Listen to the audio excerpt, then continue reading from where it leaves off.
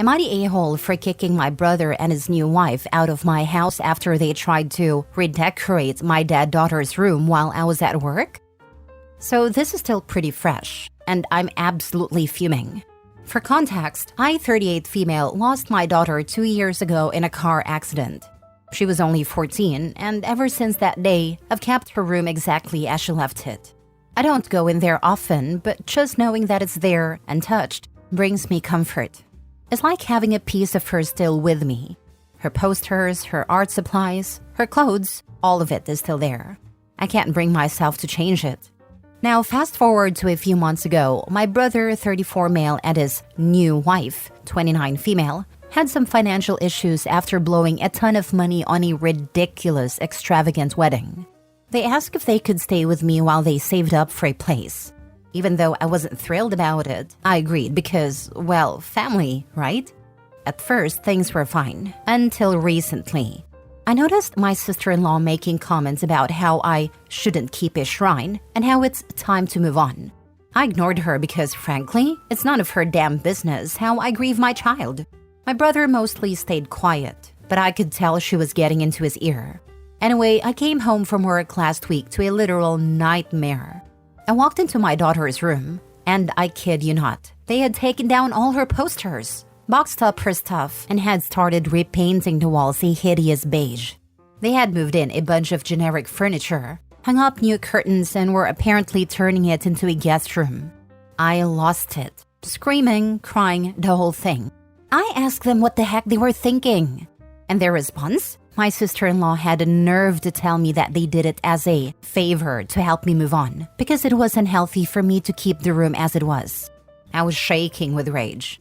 I told them to pack their stuff and get the heck out of my house immediately. My brother tried to calm me down, saying they meant well and were only trying to help me let go. He even tried to make me feel guilty by saying they had nowhere else to go right now, as if that would make me feel suddenly forgive them for destroying the last piece of my daughter I had left. I told them I didn't care, and they had crossed an unforgivable line. Now my whole family is divided. My parents think I overreacted and say I'm being heartless for kicking them out. They keep saying they were just trying to help. They didn't mean any harm, and that I'm being too harsh because people grieve differently. They even suggested I apologize and let them move back in. My brother is still texting me asking me to reconsider, saying they're in a tough spot. But all I see when I look at him is betrayal. So am I the a-hole for kicking them out and refusing to even consider letting them back in after what they did? Now for the top comments. Not the a-hole. Your parents can frankly shut the heck up. They know damn well you're a scumbag brother and a scumbag wife. We're trying to take over your daughter's room so they have more space for themselves. And they still disrespected their granddaughter's memory to try and gaslight you otherwise. The utter nerve of your brother and sister-in-law. They are the way they are precisely because no one told them no before you. I am wondering how her parents would feel if they lost a daughter to no contact. Let them know that it is the same thing, and they should be able to get over it pretty quickly based on their comments. And OP should tell her parents their son and daughter-in-law can damn well move in with them, since they are so bloody forgiving. If I were OP, I'd be hard-pressed to ever speak to my brother and sister-in-law again. Truly, what they did is unforgivable. It would also be a good while before I could forgive my parents for being so unfeeling and cold toward me at my personal journey of grieving. It took me almost 5 years to dismantle a loved one's room after their passing. I still haven't emptied her closet. I'm looking for a cedar chest to move those things into. You don't move on. You learn to live with it. Don't listen to the flying monkeys, because they're just that, monkeys. They just make noise and leave a mess. Sending you a huge virtual hug. Not the a-hole. Agree 100%. Plus, they keep saying they were just trying to help. They didn't mean any harm. And that I'm being too harsh because people grieve differently. That's absolutely true that people grieve differently, which is why they should have respected the way that you decided to grieve, OP. Not the a-hole, by a mile. 2 years isn't even that long. She was her daughter. These people are heartless. Next story. Am I the a-hole for snapping at my parents and kicking them out after they try to force me to rehome my autistic son's therapy dog? So here's the deal. I, 35 male, have a 10-year-old son, Ethan, who's on the autism spectrum. He's a bright kid, but struggles with severe anxiety, especially around new people or changes in routine. About a year ago, we got him a therapy dog, Max, a golden retriever. Max has been a godsend. Since Ethan bonded with him, his meltdowns have significantly decreased, and he's been more independent. Honestly, Max has been a lifeline for Ethan and our family. Now the backstory. My parents, 62 male and 60 female, are difficult. Growing up, they were very much the tough love kind of parents, never really understanding mental health or special needs. They've always been critical of how we parent Ethan, saying we coddle him too much. I've had to set boundaries with them multiple times, but they've never fully respected them. A few months ago, my parents ran into some health issues and decided to downsize their home. They asked if they could move in with us for a while until they figure out their next step. After much hesitation, we agreed to let them stay, but we laid out ground rules, especially when it came to Ethan. I was very clear that our routine, especially involving Max, was non-negotiable. At first, everything was okay. My parents kept their distance when Ethan needed space and tried to be understanding, but I could tell they weren't thrilled with Max being in the house. My dad's not much of a dog person, and my mom kept making snide remarks about hygiene and how it's just an animal. Then came the incident. Last week, I came home from running errands to find Ethan in a full-blown meltdown. He was inconsolable, crying and shaking, and Max was nowhere to be found. I immediately asked my parents what happened, and my mom, completely calm, said that she had rehomed Max while I was out because she felt the dog was enabling Ethan's anxiety rather than helping it. She didn't even ask me. She just took it upon herself to contact some friend of a friend who needed a dog and gave Max away. I lost it.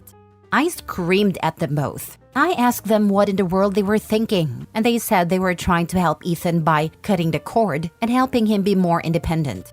My dad chimed in saying, "You can't let him depend on a dog forever." As if Ethan's progress was something to just be discarded because they didn't like it. I was absolutely livid. I told them they had no right to make decisions about Ethan's therapy or what's best for him. I didn't even give them a chance to argue back. They disrespected my family, my son, and everything we've worked so hard for, just because they don't understand him. Am I the a-hole for throwing them out after they took Max away without asking? Not the a-hole. What they did was beyond cruel to both Ethan and Max. They are cold, heartless people. If I were you, I would also go no contact. They have no respect for you, your home, and your family. I hope you got Max back. Not the a-hole. Keep the dog. Lose the parents.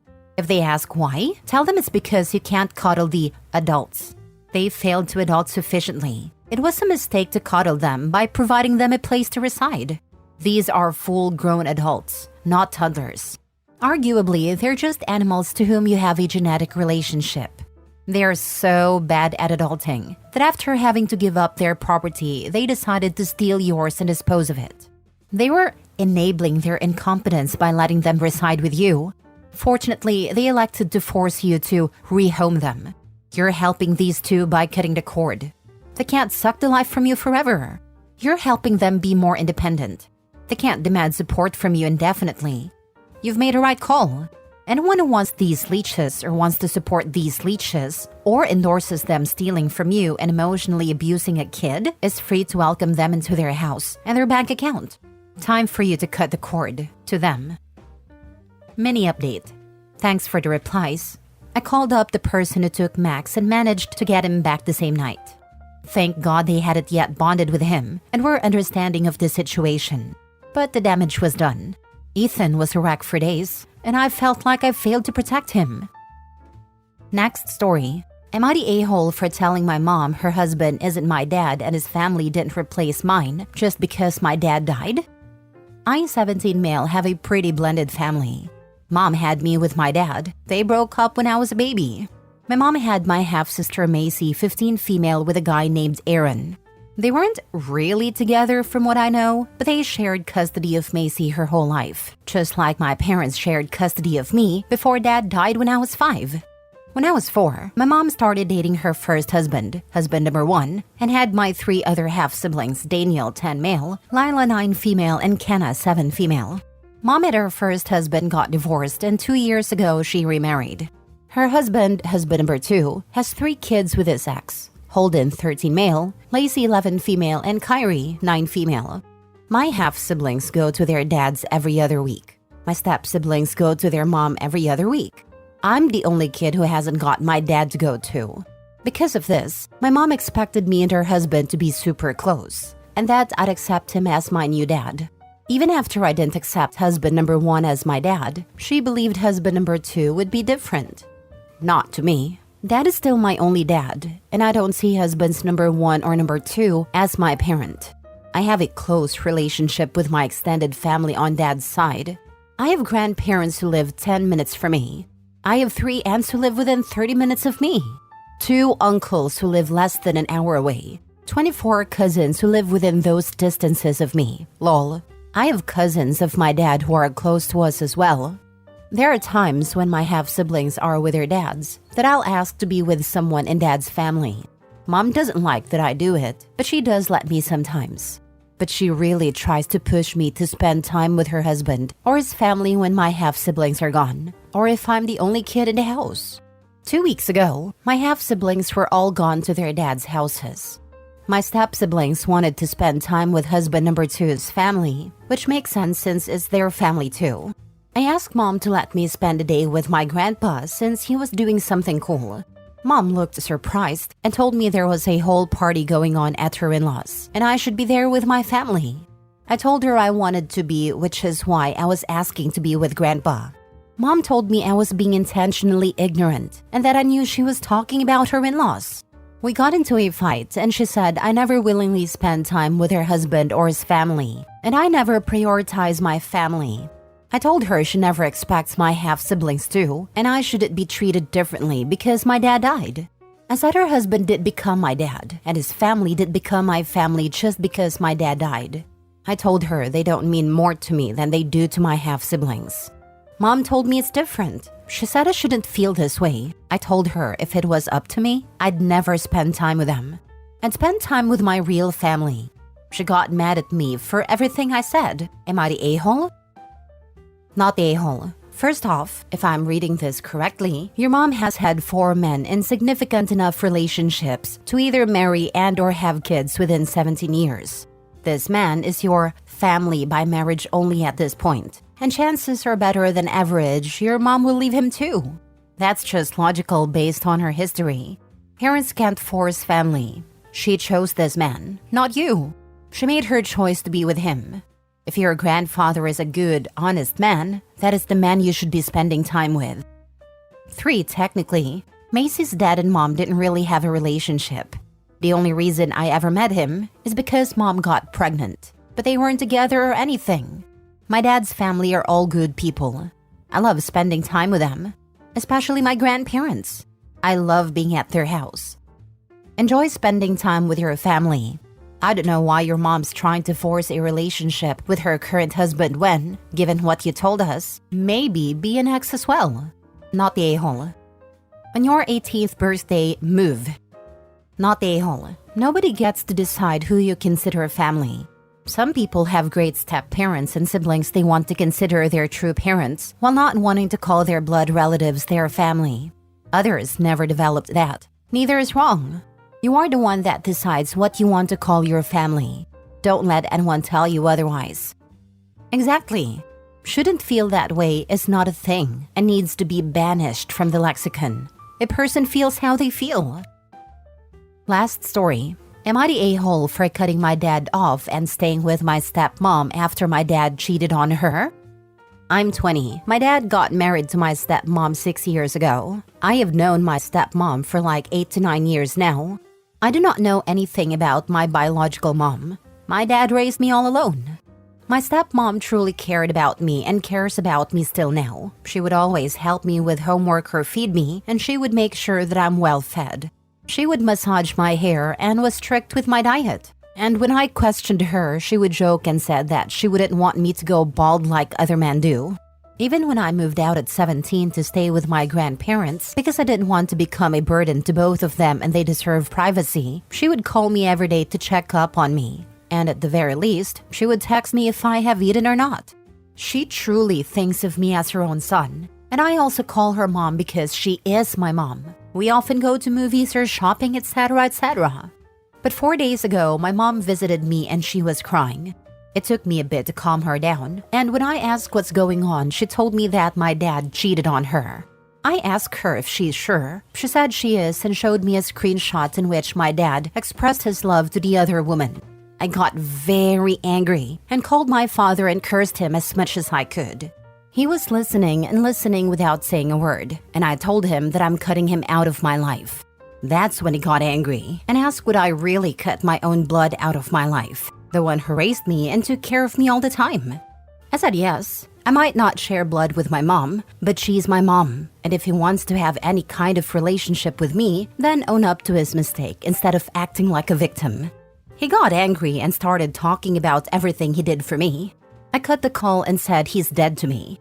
Now me and my mom and my grandparents are living together. She's heartbroken and very sad, but I try my best to cheer her up and take her outside to refresh her mind.